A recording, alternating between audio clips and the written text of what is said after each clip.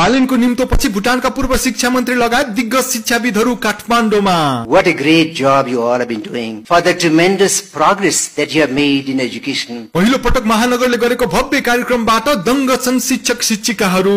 बालेनजी निर्वाचित भइसकेपछि सबभन्दा पहिला उहाँ निर्वाचित हुने बित्तिकै हामीलाई पुरस्कृत गर्नुभयो। काठमाडौँ महानगरपालिकाको फर्स्ट पुरस्कार मैले लिएँ विद्यालय तर्फबाट लिएँ। अनि उहाँले मलाई छुट्टै बोलाएर कुरा गर्नुभयो र आश्चर्य व्यक्त गर्नुभयो। तपाईको सबभन्दा सानो ठाउँ जम्मा एक रोपनी क्षेत्रफलमा तपाईको विद्यालय छ, तर तपाईको अहिले मात्र होइन लगातार विद्यालयमा रेकर्ड एसईको रेकर्ड पनि साह्रै राम्रो रहेछ, विद्यार्थी संख्या पनि टन्न रहेछन्। यसको कारण के होला भनेर सोध्न चाहनुभयो। मलाई त्यति बेला चाहिँ तपाईको हर्षको आँसु भयो कि मलाई यसरी सोधिदिने नै कोही थिएन। कसरी सोध्दै थियो, गरे पनि ठिकै छ नगरे पनि ठिकै छ। अनि मैले मेरा तीनटा कुराहरू उहाँलाई सुनाएँ। के कुरा सुनाएँ भने ड्युटी मात्रै गरेर बिहान स्कुल खोलेर बेलुका बन्द गरेर मात्र रिजल्ट भएको होइन। मैले 2058 सालदेखि अहिलेसम्म कुनै पनि शनिबार पनि मैले विद्यार्थीलाई 9-10 लाई छोडेको छैन र कुनै पनि शुक्रबार हाफ छुट्टी भएपछि पनि मैले विद्यार्थीलाई छोडेको छैन।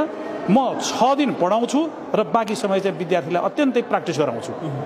आफै बसेर इङ्ग्लिस, म्याथ, साइन्स जुन सम्भावित असफल हुने विषयहरू हुन्, ती गाह्रो विषयहरू हुन्, ती विषयहरूमा चाहिँ म 1-1 घण्टाको विशेष क्लास चलाउँछु र आजसम्म मलाई यो नतिजा ल्याउन मलाई सहयोग गर्ने चाहिँ विद्यालयलाई श्रम राष्ट्रिय माविले यहाँ पुर्याउने चाहिँ मेरो शनिबारको र मेरा अत्यन्त मिलनसार, अत्यन्त मृदुभाषी, अत्यन्त सहृदयी, अत्यन्त परिश्रमी मेरा शिक्षक साथीहरू हुन्। यिनले शनिबार पनि कुनै पनि फेसिलिटी नलिकन कुनै पनि